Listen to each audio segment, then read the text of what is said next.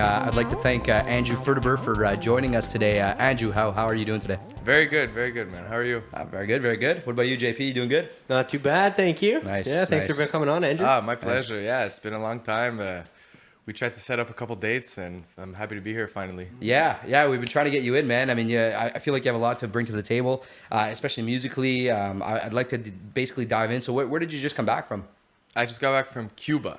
Cuba? Yeah. Okay. I was there with Romel for a couple shows. We played at the Havana World Music Festival, which was amazing. It was a wonderful opportunity. Yeah. And so, how long were you there for? We were there for 6 days. 6 days. We had 2 gigs, so we had time to chill, walk around Havana and stuff like that. It was a lot of fun. That's awesome. My first time in Cuba, not at a resort, like being being immersed in it. Yeah, being like in the city, walking around, checking out artists. It was a great experience. That's dope. Would you say it was a more interactive in that sense? Like you could kind of see a lot more of the actual culture sort of thing? Yeah, so much. Because when you go to Cuba, like if you go to an all-inclusive resort, you're kind of just secluded on a beach, and you don't see the city or how people are living, the culture.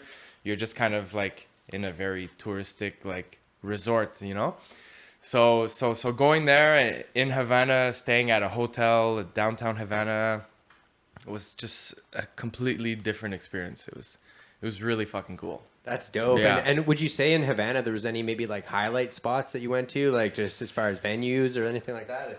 Yeah, one of the places we played at is a super popular place, very well known, called La Guarida, and it's like a rooftop restaurant patio. And a bunch of stars go there to take photo shoots. Actually, it's like super nice. It's on a rooftop. It took forever to walk up. There's no elevators. You have to like walk up all the steps. But there's like lights everywhere, and you see the whole city of Havana. Apparently, Rihanna did like a photo shoot there and stuff like that. And it's a really beautiful venue. That was one of the nicest places I saw. This other place I saw, I don't even remember the name, but again, another rooftop thing. It's like you're walking on the streets, and it's like the city's very run down too, very poor. And then so this guy's like, hey, come to our restaurant, and we're like, it's like a, very torn down building, and we're like, okay, we walk in, takes us up these stairs, go up more stairs, and then you get on top, and you're like, whoa, it's like a nice restaurant, again, like rooftop. They had musicians there, and then you see all of Havana, and it's like, what the fuck? It was surreal. Very surreal. I think I know. I saw your post of your story. Yeah, it was on the rooftop, and like in the back, you saw like literally the whole city. Almost. Yeah. And there was some musicians there that played for us. It was really cool. That's a wonderful awesome experience. Yeah. And one thing I've always liked about being high up like that in a city is like you kind of see it from a calm perspective. Like you can see the beauty of the city, and you don't see the hustle and bustle and stuff. Yeah, so I feel like that's such a great place to integrate having music and stuff like that. Yeah, totally. Yeah, it's an interesting. You see the calm and beauty. You see the poverty too, but from a different perspective. Like walking down the streets is a way different experience. Yeah, than just being on a resort. Yeah. I experienced something similar when I went to like Jamaica. It was the same thing. I didn't go on any resorts. I was fortunate enough to be with a friend who is basically his father was working, I guess, overseas or something, and we were just like staying there. And we visited like Kingston and like the city, and you really get a different type of feel culturally, spiritually even when you're going into a different country like that. Instead of being on a resort and like just like secluded, and you just have a bar with a beach, and that's it for 7 days. But sorry. No, there was actually a band in Havana called Havana Meets Kingston, and they're musicians from Kingston, Jamaica. No way. And Havana, and I think somewhere in England or the UK, and they have this album out, and it's like really, really good. You should check them out. They played at the Havana World Music Festival. Oh wow, that's sick. Is it like a blend of styles too? Yeah, like, kind of like They had like their reggae mixed with like Cuban salsa. Oh, that's sick. It was spectacular. Wow, probably Yeah. crazy time signatures, eh? Yeah, cool, really cool stuff. Really cool stuff. Yeah. So for everybody who's listening and also people who are watching, Andrew Ferderber is a drummer, a professional drummer. Originally, I guess you could say native to the Ottawa-Gatineau region.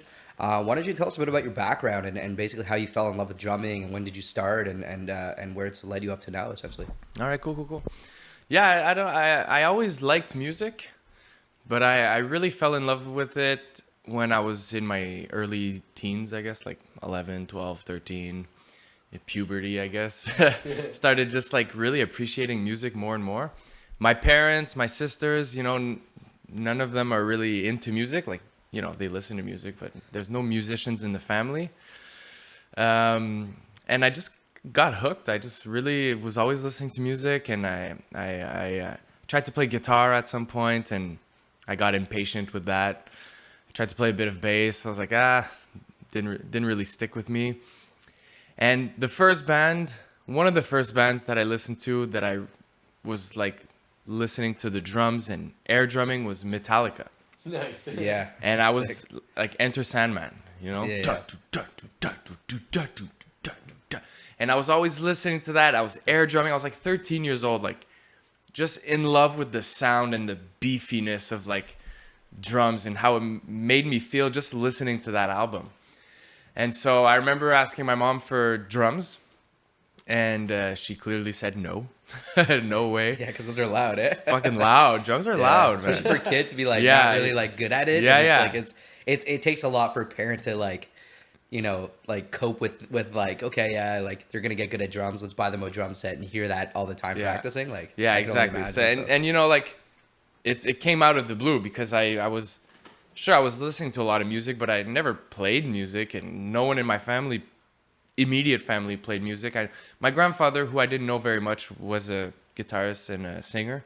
Oh, so there is a bit of music in the family. In the I would say further down. extended family, but not really because my grandfather and my grandmother like got a divorce like before I was born. So my grandmother had another like partner when I was born. So that in my mind is my grandfather. I call him Pepe. Okay.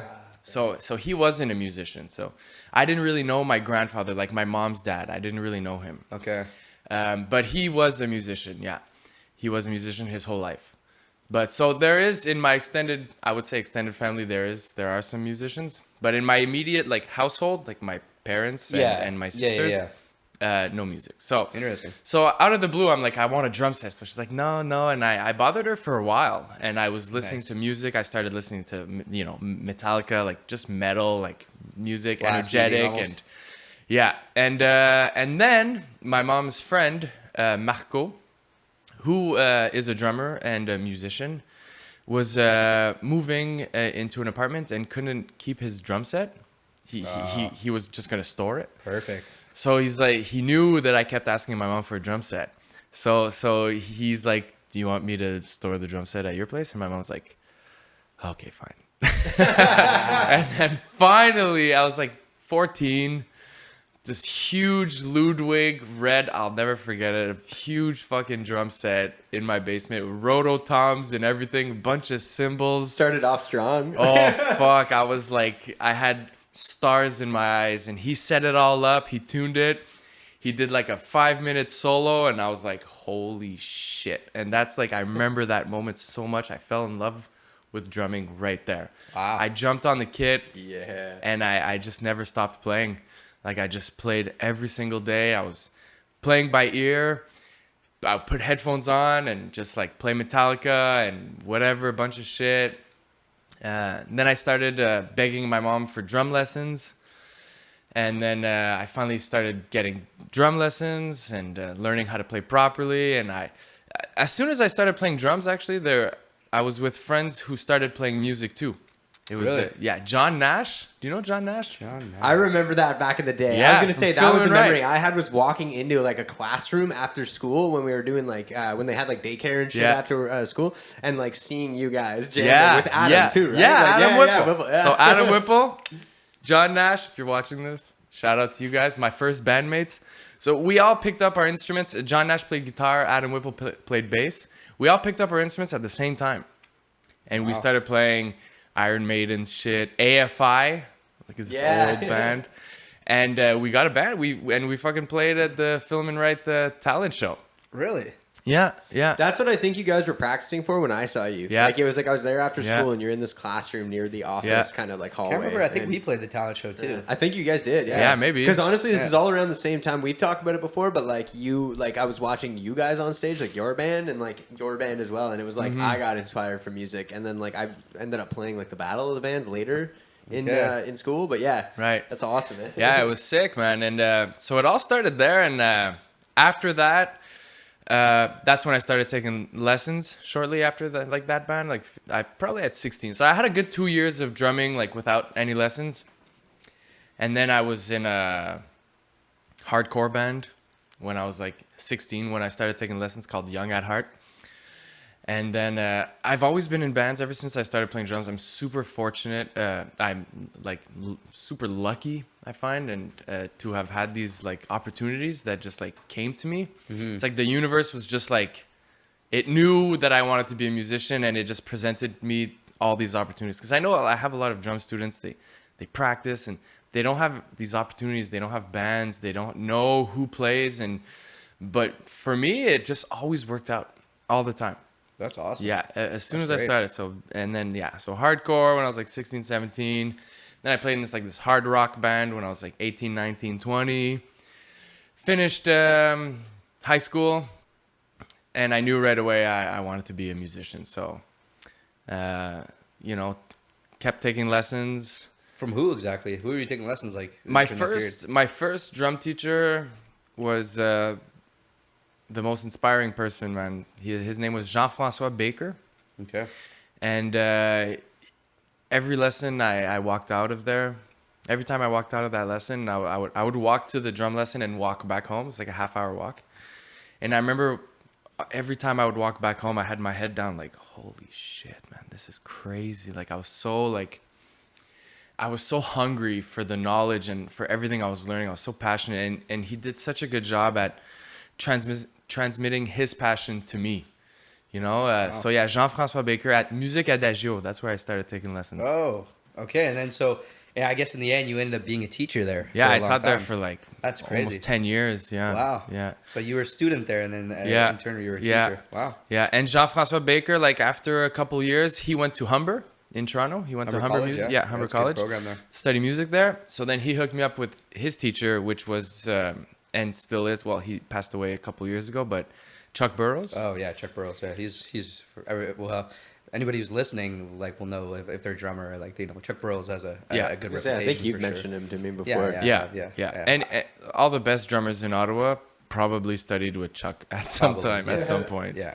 That's what I've heard. So I took lessons with Chuck, and he really I went to another level. He just brought me to another level. Reading rudiments, to how to become versatile, like different styles. Because you were playing by ear for a long time, right? Up until university almost. Yeah. Well, no, not up till university, but even before university, I was like Jean-François Baker. Oh, he my made first you start teacher. to read and stuff. Right away, yeah. Oh shit. But Chuck had his program lined out, and I was learning the same stuff from Chuck, from GF Baker that I was from Chuck, but just to be with from the source, Chuck is like the source. He's the one that wrote all these books, and he wrote books. Yeah, he wrote he wrote like 15 or so books. Wow. Rudiment books, Latin, books on like fills and stickings, books on advanced rock, fusion.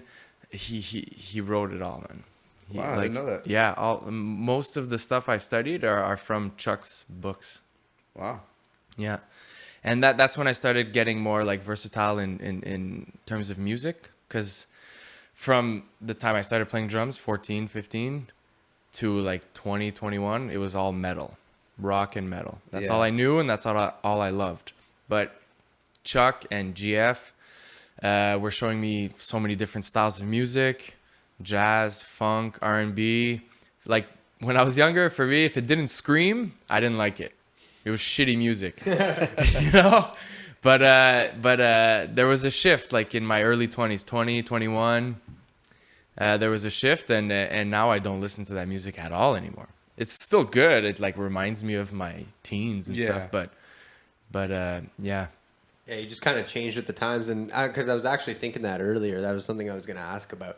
Is like it was interesting to hear that you said Metallica kind of inspired you from the beginning, Yeah. because I was like, oh yeah, like I know you play a lot of funk and jazz and Yeah. like some even like I could say pop and stuff Yeah, like that. yeah, totally. I was gonna ask another question, like, do you have like a favorite style or like favorite certain type of genre, and like maybe why? Like, That's a tough I question. mean, you're just man. playing Yeah, like that's fair. in Cuba with Romel, and Romel is Brazilian, so you're playing a lot of Brazilian. Yeah, I would say there's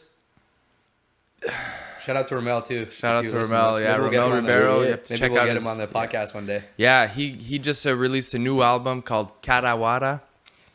It's available on all the platforms, and it's on YouTube too. There's a full show. Everywhere. Oh wow. He's one of my favorite artists. He's absolutely incredible. Met him at Carleton University where I did my music. But the styles of music that are closest to my heart, I would say. Well, the one thing that's closest to my heart, and not even a style of music, is and that I've realized this in the last like 5-6 years, is making people dance.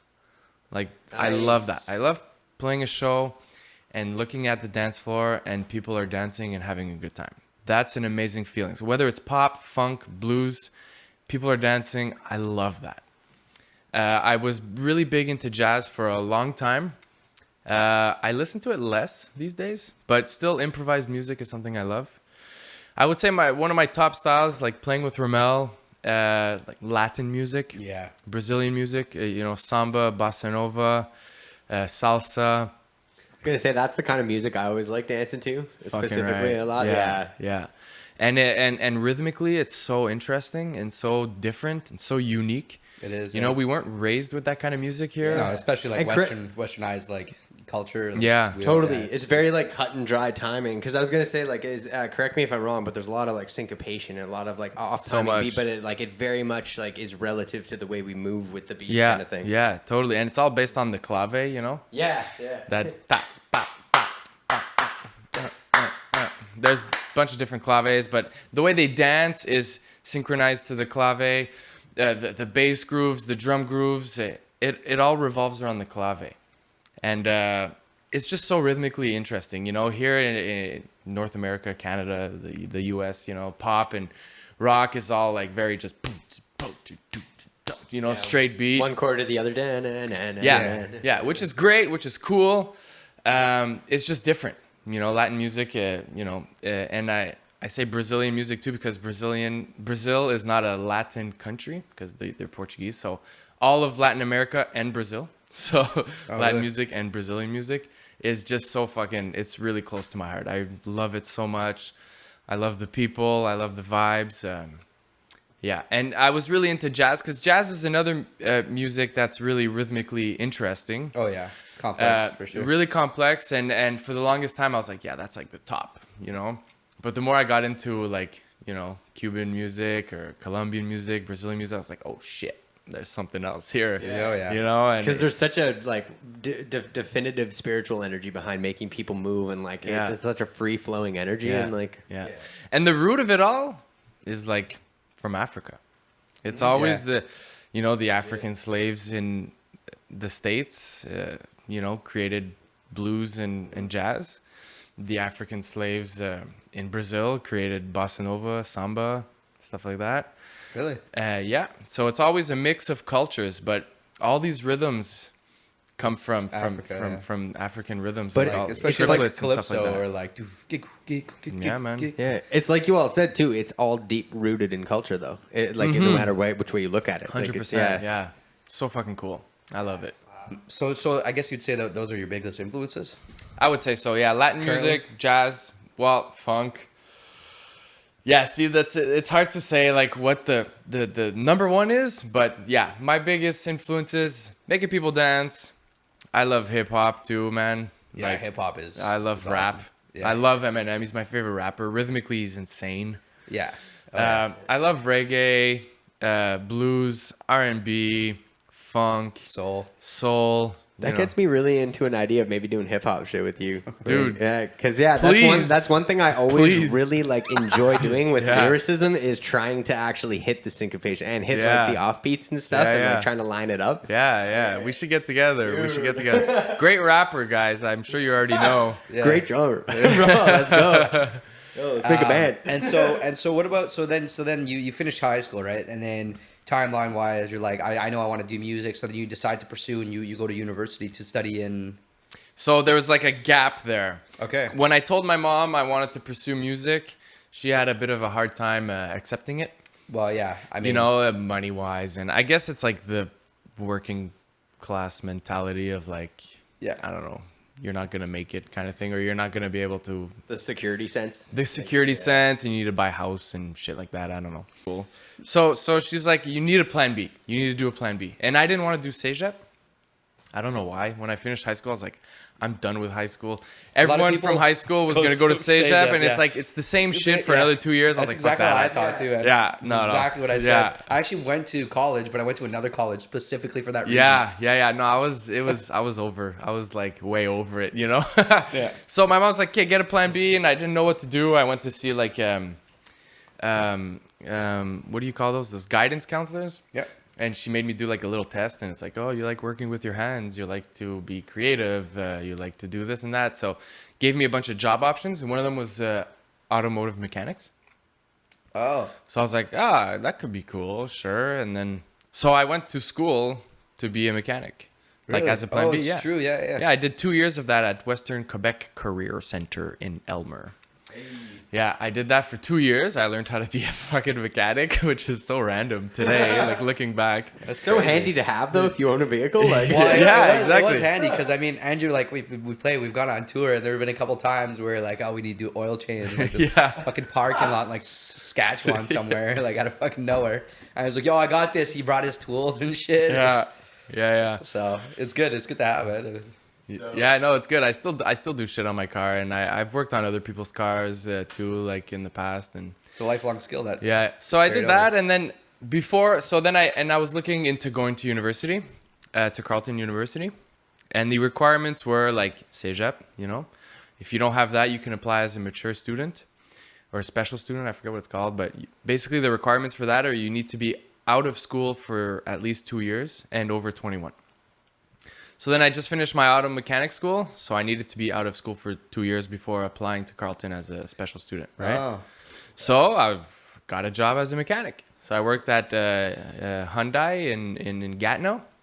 I did that for 2 years. And as soon as it was time to audition for Carleton, I did it. I got in, quit my job as a mechanic, and then went right to Carleton. So I started Carleton at like 22, I think. 20. Nice. Yeah. That's not that late. Yeah, no, it's great. Yeah. And then I did like 5 years at Carleton, and that's where I met like the whole community of musicians in Ottawa.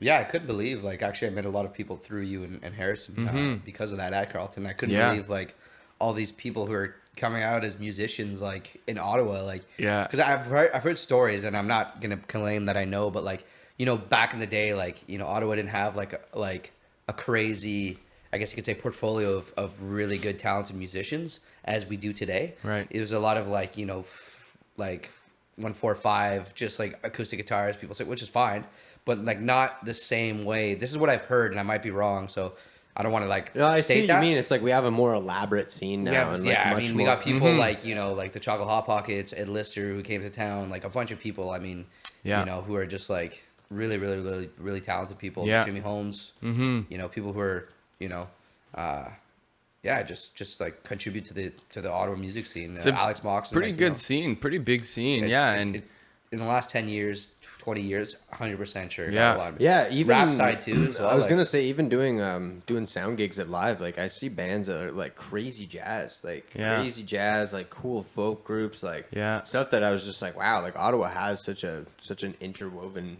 Super diverse. It's yeah, starting super to. diverse. It's starting to like be Yeah. a city where you you can compare it to Montreal. I don't know about that. there, still a but- boring fucking city. Yeah. So I have to That's say why that. it's up to us to make God it better. damn you it, know? Ottawa. That's Get your shit together, man. Yeah. People going to bed at like 10 or 11. Yeah, boo. Fuck. Yeah, I always joke around with like granola eaters go to bed at 8. It's the government workers, man. Oh, yeah, it's They like, have no soul. No, I'm just kidding. I'm kidding, guys. Chill out. They like turn off their jazz record while they're listening to this. Like, oh, fuck, man. Unfollow, yeah. Report. No, it's no. Ottawa's cool. It's just I guess different vibes, but For musically, and people are every time I go to Montreal, everyone says it. Oh, Ottawa's so boring, but they don't know, man, how many fucking good musicians we have in Ottawa. nowadays, yeah. Like, yeah, there's a lot going on. There is. Like in terms of gigs and the quality of gigs, sometimes it could be a bit different, or there's maybe less people, or people don't stay out as late as Montreal or Toronto. But there's really good musicians here, man. There is. There's really good shows all the time, quality stuff, like the same caliber as Toronto and Montreal, for sure. I think Ottawa definitely has to invest more into, Ottawa nightlife in terms of that to make it like up. Yeah. It's gonna help the economy as well, like Totally. our local economy as Well, well. even like on our side of things, like that's why I like doing this kind of podcast stuff and talking about it. Is like hopefully we can even like have a hand in like creating our own, like doing the show with Connor and stuff. Things like that. Like maybe create our own scene a little bit more. So then you finish university, and then you've done so much more too. Like you've auditioned for Soleil. I don't know if you ever played, but you did this thing when you went to China for like 6 months. Yeah. So actually, like right after university, I did my graduation recital at the university in 2016, but I still had another like year, not a full year, like just a couple courses. So I finished in like 2017, and then in 2018. Well, in 2017, we were on tour. Yeah. We were on tour across Canada. Yeah, And I we was were. talking with Samajam, the group that took me to China. I was negotiating, my contract and this and that. So I got hired to play with them. They wanted me to go for a year. And I said no to that, but they offered me 6 months. So in 2018, in like April or something like that, I went to China for 6 months, played with them. Oh. Yeah, it's like a drum percussion duo thing, family show kind of thing. It was super cool, super fun, and got to fucking visit China for 6 months. That's nice. So yeah, I did that for 6 months. When I got back in November, I went to Brazil with Romel. So we did a tour there in Brazil. Beautiful country, one of the best trips I've ever done in my life. And then the year after that, in 2019, I went back to China for a month with Samajam, and did South Korea twice with Samajam also for like a week each time. Not even. It was like 2 shows or something. Such a long flight for that. But it was cool. I got to see like South Korea and stuff like that. And then the year after, 2020, got offered to go to China again, but then COVID hit. So then that didn't happen. Yeah. Yeah. Our band, Blast from the Sun, at the time, we did two Canadian tours, which Two was Canadian fun. tours, yeah. That was an interesting Yeah. experience. Yeah, For for 1 month. sure. Yeah. Each time, yeah. That was so cool, man. It was eating chicken and kale and fucking mustard. Yeah. Fucking in a wrap. I was gonna say, there, there's like, something on the about- highway. It there's was something so about road tired of that trips, too. shit after, man. Man, Porridge there with Tim porridge Hortons. in the morning. Yeah, we go to Tim Hortons, get like just boiling water because it's free. Yeah. We just add porridge and brown sugar. So our breakfast cost like $150. It's like a coffee with another cup of hot water, and then we just put porridge and brown sugar Nice. and fucking eat that. Yeah, well, that's what you gotta live ghetto, like. when Yo, you're- shit. I got to do that right now, man. My taxes just destroyed me. No. So what do you do? Like, okay, so and then I guess I know you play Blues Fest. I mean, we play Blues Fest together. Yeah. You've done a lot of Jazz Fest. Yeah. What at this point where you are right now in terms of like your career, you just came back from Cuba, right? Yeah. What do you do to seek opportunities, or do they just come to you, or you do a bit of both? It's a bit of both. It's like obviously networking and getting to know people, talking to them. People come to me. Sometimes I go to people. I say like, hey, I want to play with you. I want to be in your band, or, I love your music. Let's collaborate. And just having some sort of like social media presence. Yeah. I post a lot of like stories and posts and stuff like that. I could be way better, but I try to just show people that I'm playing and I want to play, and they just see my stuff, what I do. And yeah, I just like I take every opportunity I can get. you know. You've been doing it for so long. It's almost just people just reach out to you, right? Yeah, I guess so. It's a bit of both, but again, I guess I feel blessed, man. I'm super fortunate and how do you say reconnaissant in English? Reconnaissant. Reconnaissant. I'm I really mean, you recognize, I guess. yeah, it's very yeah, I don't know the word, but I'm super like Fortunate. Like grateful. grateful, like so grateful to have these opportunities. Like in December, for the whole month of December, I was in the Virgin Islands Oh, that's playing with the true. group there. Forgot Like about that, yeah. again, just like networking. I knew a violinist. Her name is Ursula Schultz. Okay. She got me this gig, and I went to the Virgin Islands for 1 month and played like 5 shows a week there.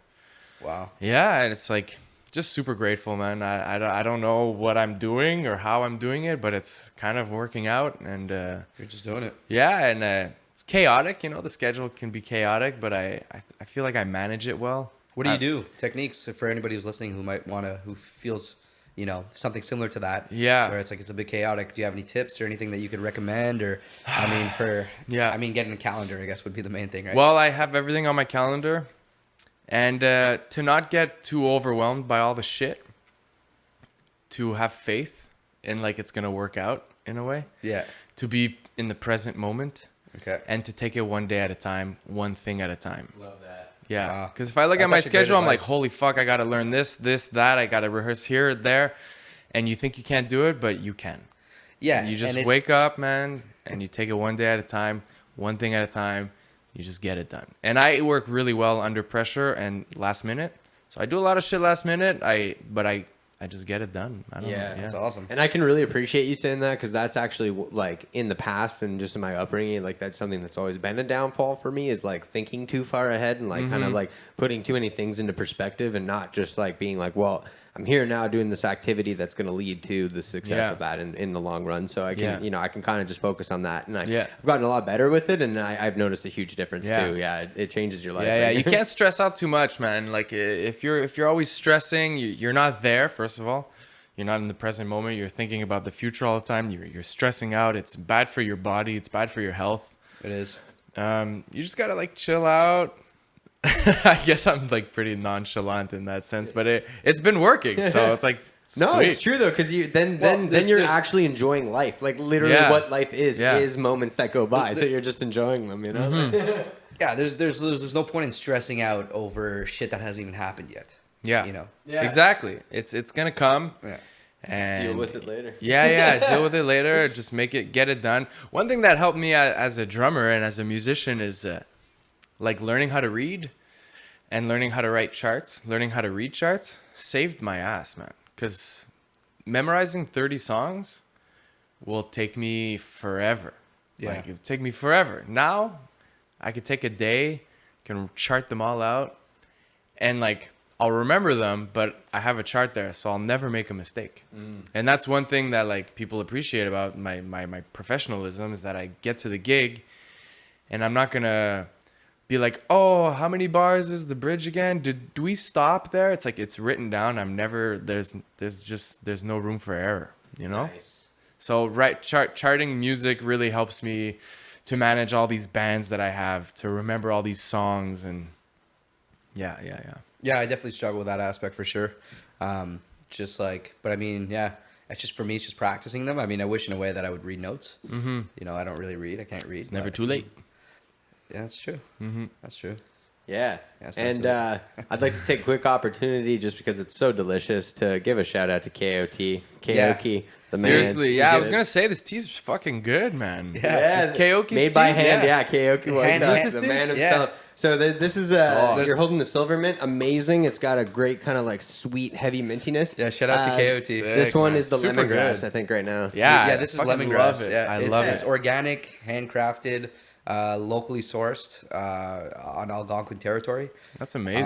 Super good. and, Do you guys have some like to buy here? No, but we have some these? extra. We can just give you Yeah. some. Oh, hook me up, Oh, man. yeah, totally. Love that. We I can love give with a this. sample, like give him a bag full, and then we'll. Yeah. Because Sick, I think Kayo-Tea even ships off his site, right?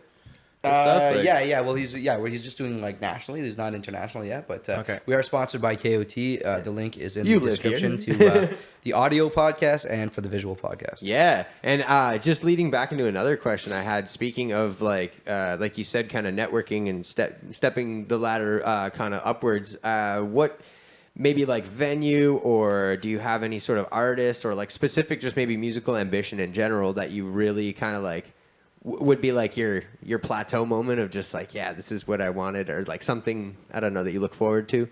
Well, I've definitely always wanted to play any sort of stadium.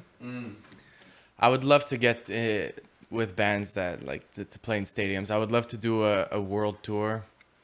You know, I would love to be in an original project where I'm able to do that. You know, play festivals. I've played tons of festivals, but I would love to do like a whole 2 or 3 months of like playing a shit ton of festivals with an artist, you know? Yeah. And my ideal like goal, I guess, or what I would like, I'm a big drum teacher too. I teach a lot. I have like 20 private students weekly. Oh wow. I would like to move that online eventually. I would still teach in person, but I would like to have an online drum school, I guess you call it. I sort of do have one right now, but it's pretty shit. It's called Drumology. Well, I mean, I love the name. Yeah, And the name I is love good. It's branding. there to stay. It's right now, I'm just not working on it, but it's gonna happen.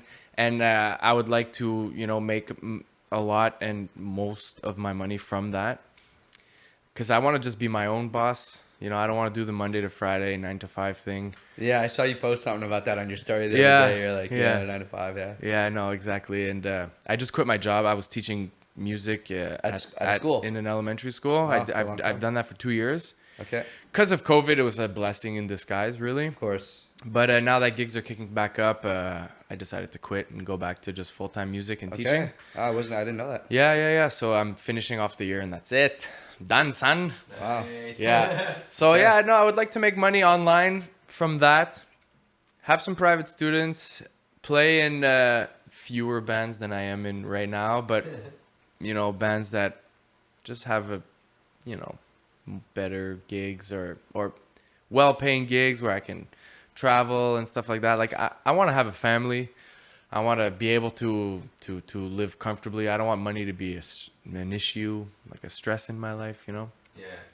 So, and I know the online thing could be like pretty lucrative. And it's not saying that like it's about the money, but it's like we all need to eat and we all need to live and, you And know. balance your lifestyle, sure. right? Yeah, exactly. And, And you're still teaching people at the end of the day. yeah, right? exactly. And inspiring people and I've been, you know, since I've been teaching drums. So I just want to have like free time to live my life. You know, I don't want to be like Tied down, yeah. to a 9 to Tied 5 down job, to yeah. a 9 to 5 Monday Well, to Friday. if you look at 9 to thing. 5, like I've said this in previous podcasts, but like where 9 to 5 originated from was like factories back in the day, right? Yeah. In the 1900s, 1800s, especially during war, right? World War One, like they needed mass production, right? So a lot of people started to essentially work these shifts, and then they found out that high production, or you know, production value could go up if we had a schedule where people would work a certain amount of shifts, you know, even people working overnight and all that stuff, right? So Yeah. that's where like the 9 to 5 really comes from, like a bit of history, I guess. Yeah. there. So Yeah. what it's, I heard anyway. some people, you know, some people dig that lifestyle. Some people are very comfortable in that. I don't know. It's just not for me. I don't Well, know. you've done it like enough. I've done it. I did it as a mechanic. I did it at the school. And it always ends up just being a problem because I'm always prioritizing my music no matter what. So if I have a show or if I got to leave, like December, like I took the whole month off from the school. But like, you know, if she said no, I was probably going to go anyways, you know? Yeah. My boss said no, it's like, that's what I want to do. That's what I love, man. That's what, you know? For sure. Yeah. I think it's important to realize that. I mean, even for me, like I've been out of a job for a long time, and then I stopped, and I was just gigging for a while. I wouldn't consider myself like a straight up session musician. Like it's just something that I've came to terms with, because in a way I don't really want to be a session musician, just because Yeah, like, you told me that. I'm just more of like a creative person when it comes to actually writing music, Yeah. right? So I'd like to to play. I'll do a couple covers here and there, but I mostly like to create music. Mm-hmm. And like just like what we just did, right? Our music video that we just released. I don't know if you've seen it. Or Yeah, not. I saw it. Yeah, it was fucking sick. Yeah, it was dope, Thanks, right? man. And we produced that. I mean, Justin produced it essentially. Really we got it well done. mastered. We hired a videographer, and like so that's what I like to do. You know, I like to be creative and to like and you know I have a little bit of experience, obviously not as much as you, but like playing like you know. Hearts band, for instance, you know, and it was just like top 40 stuff, and just like learn this and learn that, and Oh, Supersonic Hearts. yeah, like for me, it wasn't like it just I didn't feel like I fit in there, and I came to terms with that because Yeah. it's like that's cool, man. That's fine if I don't, you know. I just like to do my own thing and be unique in my Yeah. Well, you're a singer. You're an artist. You want to create your own stuff. like Romel. Yeah. You know, Romel's not a session player, really. No, he plays know? with another artist called Vox. Yeah, Vox. Yeah, I know. Like, you know, as a session dude-ish, but no, Romel's not out there playing guitar for everybody, you know? No, exactly. Like And- me, like whoring myself out, but a drummer's got to kind of do that. But you're your own artist, man. Yeah. Yeah, exactly. I So- get that, man. So for me, in my mind, I'm like, you know what? Okay, well, you know, like, so there's different ways to get there. You know what I mean? And I tried, you know, playing shows and just playing like covers and like, you know, and for me, it wasn't working out as well. Maybe I didn't, you know, invest time in it, but I was like, maybe I'll just get a good job for now. You know, hustle the 9 to 5 to get money in order to invest. You know, produce videos like we're just making. You know what I mean? Start a side hustle, which is kind of like your drumology. For us, it's Cabin in the Clearing, like a podcast. I mean, if well, it's not if, it's a matter of when, because we're determined. So when it picks off in the future, I'm more than invested to do this full time and leave a day job any part of the day, no problem. That's Man, what my goal is. Yeah, when you're Likewise. fucking right, man. I love that. When your side hustle becomes your full-time hustle, it. dude, But you gotta that's start it. You guys somewhere. are doing it, man. Yeah. Man, Exactly. even like you know what? Even like sometimes like before I went on a little weekend to Michigan, there it's like I worked 75-hour week, and that was literally shit. just because I was like, man, I want to make money working during the day at my job at the shop kind of thing. But then I was like, I'm not going to avoid working any of these shows at Live on Elgin either. You know, it's like I'm going to do them. So I would literally fucking leave at like 4 or 5 each day and just go and work the night at Crazy. Live. But it's like Yeah. I made crazy connection with bands. You know, Yeah. like. People are like, honestly, I've been getting like good kind of like feedback from people lately. It's just like I'm getting better at my craft every time. I feel like there's more Yeah. flow, and it's Nice. like you said, man. Yeah, just kind of keep going until it gives in. Keep grinding. Exactly. Yeah. No, I'll never. You know, there's been times where I thought about like quitting music or something. Well, not really. Sort of, but.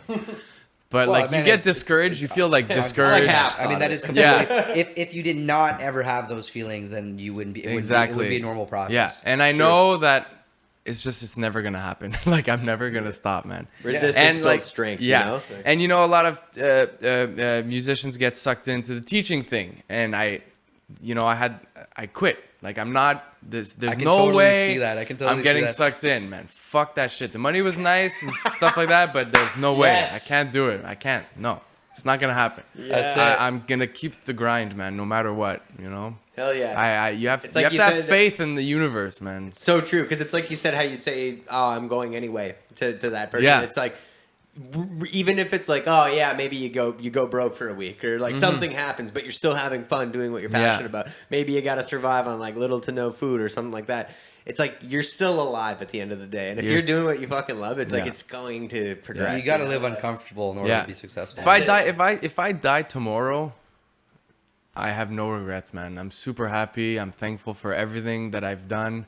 I'm not like, I wish I would have spent more time doing this or It's a strong statement, but yeah. Yeah, no, I'm very I almost serious, feel the same man. way, to be honest. Yeah, fucking right. Like, yeah, it's good. It's good. And it's going to hopefully keep getting better.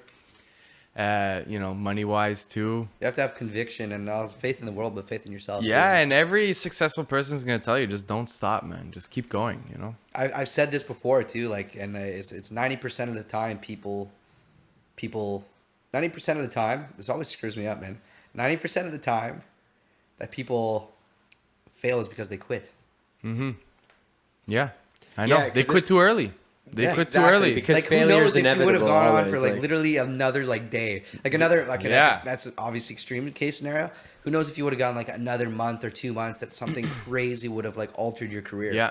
You There's know what I actually mean? a statistic. I forget exactly what it is, but I learned this on like some sort of like business site, business like accelerator for something for my drumology, and it's like work, time, and reward. There's like an arch that like it's gonna like the work and effort that you put in over time, your rewards will gradually build, and it's like almost to the point where it's like predictable. Like if you just don't stop and you put in the work, the consistency and the time, you're eventually gonna get the reward. Compounding. It takes a long time. And then when it starts doing that, it just like it goes. It's and so it could true, take though. 10 years. It could take 15 years. Like look at Gary V, man. On you guys know Gary V on Instagram. Of course. Non-stop talking about that stuff, man. Like just keep going. Just keep doing it. The reward is gonna be there, man.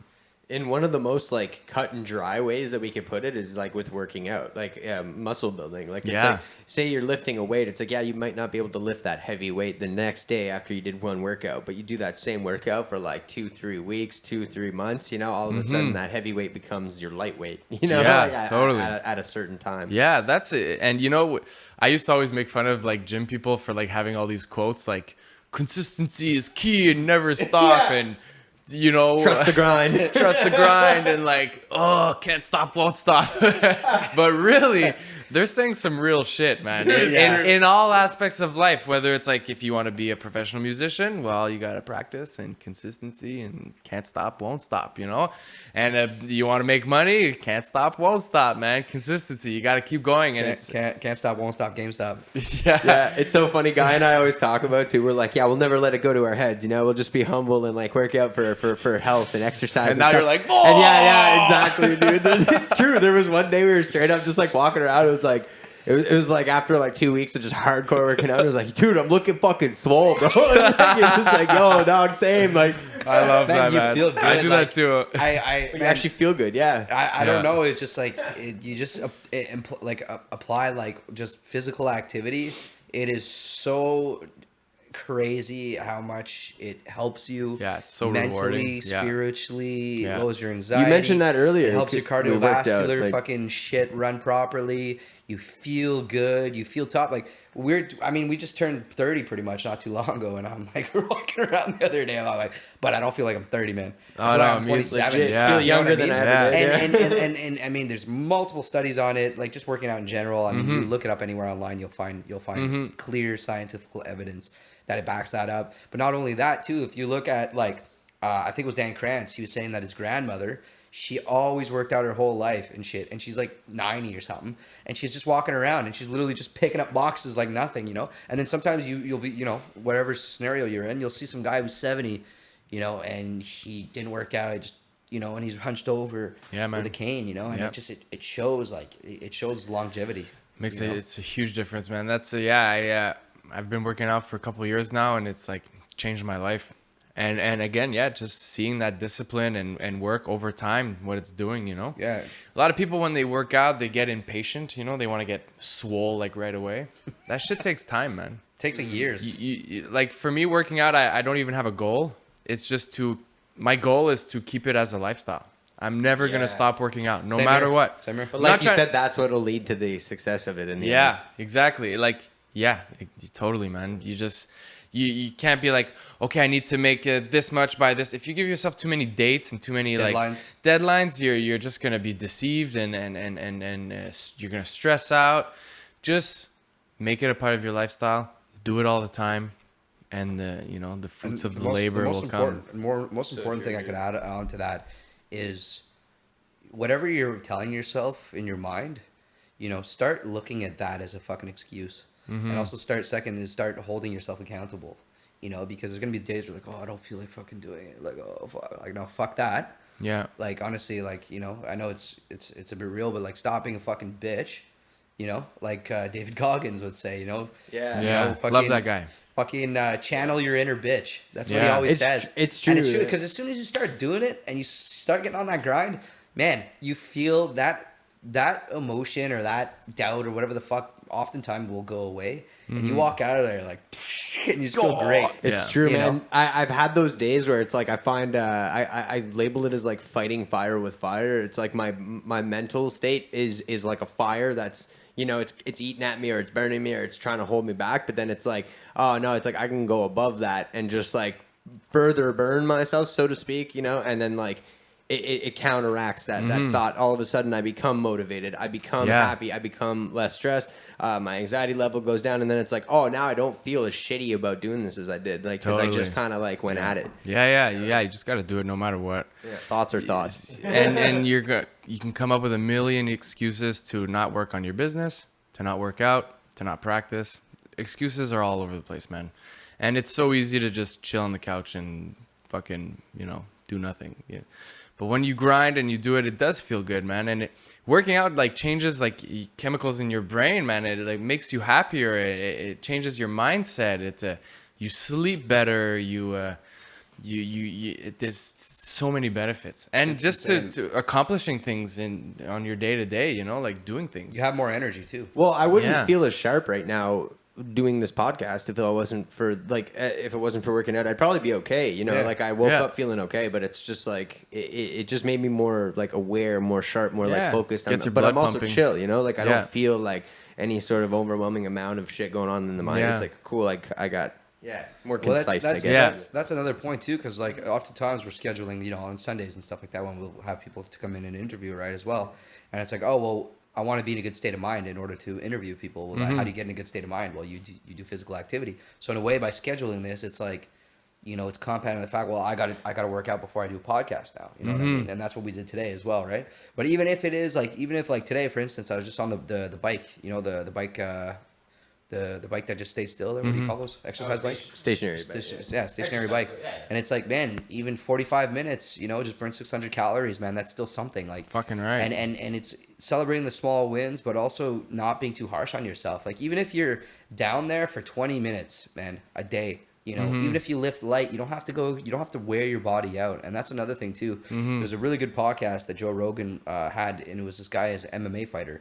I've said this before on other podcasts as well, but he was talking about it's all about volume. So you'll have like, let's say some guy, Exhibit A, he goes to the gym, and when he goes, he fucking just works out and he strains his body out. And then the next day he goes again. And then by the second day, he's so like physically exhausted that he needs like 2 days rest, But then if you look at Exhibit B, some guy goes and he goes in there for only 40 minutes. 40 minutes, and he does just this light workout, but he goes every fucking day almost, right? Yeah. If you look at a full year of A and B, who do you think put in more volume of workouts? Yeah, 100%, man. It's going to be B, right? Yeah. And that fucking stuck with me, man. That stuck with me so much. Yeah. That, and it's more I've literally at that point, too. I've applied that, and I can just see that's where consistency comes in. Dude, so much, man. And again, I make a link to practicing because it's like the same. And the business, like when you think like, oh, I need to practice, and like you have like 15, 20 minutes, a lot of people are like, oh, I don't have time to practice. That's not enough time. But really, make time. But even just 15 minutes is good, man. Yeah. You don't need to practice for an hour and a half. If you do just 15 minutes, that's it. That you did it. Yeah. Same thing for working out. You don't need to work out for an hour. If you did 15 minutes, fuck, you did it, man. That's it. That's so true. We literally talked about that with Tanner on the last one too. We were talking about like, oh well, even if you do something just like mildly related to the outcome that you want, even if it's a 10% as opposed to a 90% thing that feeds into it, like you said, it's a success either way. It's like totally, dude. Yeah, good for you, man. And shout out to my personal trainer Joey Morancy. Yeah, he writes my programs every month. He tells me what to do, and I just follow that, and it's been fucking amazing. He just opened up a gym actually with my brother-in-law, who is also big inspiration of mine workout wise, called Vincent Hull, and they opened a gym together called Click MMA in the Agora in Hull. Dope. Yeah, so if you guys want to do some boxing and shit and learn how to grapple or self-defense or even work out, they got a full gym. They got mats there. It's a really, really cool place called Click MMA. So big shout out to those guys. Yeah. Is it just spelled like normally, like Click? No, it's Click. It's KLIQ. Okay. MMA. Yeah. wow. Yeah. Man, I've always wanted to do MMA. Yeah. Dude, I was thinking about it the other day. I was thinking about joining the other day. And both these guys, they're both pro MMA fighters. And Joey's a pro like workout dude, like a power lifter, and he trains pro MMA fighters. So Vincent Hull, I think he had 2 pro fights or 1 pro fight. And he's so fucking passionate, man. You'll walk in there, and the way he teaches you, the way he talks to you, your eyes are gonna light up. You're gonna love it. You should check it out, man. I think I will. Yeah. That's dope. Yeah, man. That's sick. So Andrew, man, thank you so much for coming on to the podcast. I just want to know a couple things. Like, what does the future look like? I mean, what's the ideal future? What does the future look like for Andrew? Well, the near future. Well, I told you my ideal future already. Yeah. I would say the near future right now this year is I'm gonna eat steak for dinner tonight. That's it. Enjoy the now, yo. Yeah, exactly. That's all I can tell you. No, I'm in this new project called Beau Nectar, and we just got signed to a major record label. Oh shit. I can't say the record label because I don't know if I'm allowed to say it right now yet. But Fair enough. it's fucking sick. Okay. So we got a bunch of showcases booked this year. We're looking at a tour next year in France and Belgium and Germany. Wow, you get to travel. That's so dope. Yeah, and we're going to Vancouver like this week coming up. We're going to Sick. Vancouver to play a showcase there. So Beau Nectar is a new indie pop project that I'm in with amazing artists. Véronique Poulain on the keys and like synths and triggers and backing tracks and all that shit. Marie-Claude, who's a singer, and she also plays some keys. Oh, I think I've mixed Yeah, with she her was in band before. Mosquitoes. She was in Mosquitoes, right? No, No. no. I'm getting Marie-Claude is a Franco-Ontarienne singer. I think I have mixed her band at live before though, a few times. Yeah. Probably. Amy, who is a Saskatchewan girl, who's a singer, songwriter too, plays guitar, and me on drums. So it's a new project. We just played our first premiere show at the NAC I last saw week your on story Wednesday. That you practiced for like 5 days straight. Or Yeah, something? we did 5 days of rehearsals, 8 hours a day. 8 hours. Yeah, 8 hours a day, man, from 10 to 7. Wow. Yeah, with a lunch break. Is that 7, 8? Yeah. Anyways, 8 or 9 fucking huge days. And we did 3 days at the NAC. We did 2 days at Marie-Claude's place, and then we did 3 days at the NAC before the show. And we worked with an amazing artist called Caracol, who is a very popular Quebec artist. So she worked with us. She helped us like workshop the songs and stuff like that. And then on the last day, on the 5th day of rehearsals, we did the show. Went super well. It was a showcase. So that band is very, very promising, very, very fun, and I can travel with them. And the whole label thing is very cool. It's gonna be my first band that I'm in that's signed to a label. So Wow. it's pretty fucking Like sick. you said, this could be like doing the stadium shows. Totally, man. At least, even Fucking if it's right. smaller arenas, at least. Yeah. Like, Yeah. No, it's good. Is it like more like French music or? It's a bilingual, Okay. but en gros, for the most part, it's more French, I would say. Okay. Yeah, it's definitely gonna be like a Quebecois Canadian kind of band, but Oh, that's cool. super cool shit, super cool stuff. So that band is super exciting. Playing with Romel a lot these days again with his new album Carawara. He's looking at booking a Brazilian tour at the end of the year, Wow. which is cool. I get to go back to Brazil, which Fuck yeah. it's the nicest country in the world, man. And That's sick. yeah, and some of my favorite music too comes from there. So that's looking up, very exciting. So yeah, I'm still in Hooray Band. He's looking at we're looking at booking shows for next year, Okay. shows and showcases and stuff like that. So yeah, my immediate future right now is just like working out in these bands, playing with them and seeing where it goes. they lead, yeah. It's always hard to know what's gonna come. The opportunities just arrive when it's time, Yeah. So right now I'm just freelancing. I'm in a shit ton of cover bands and original music. I'm in like 6 or 7 bands. I don't even know anymore. But I looked at my calendar and I don't have one Saturday off till the end of the year. There's a Holy. gig every Saturday.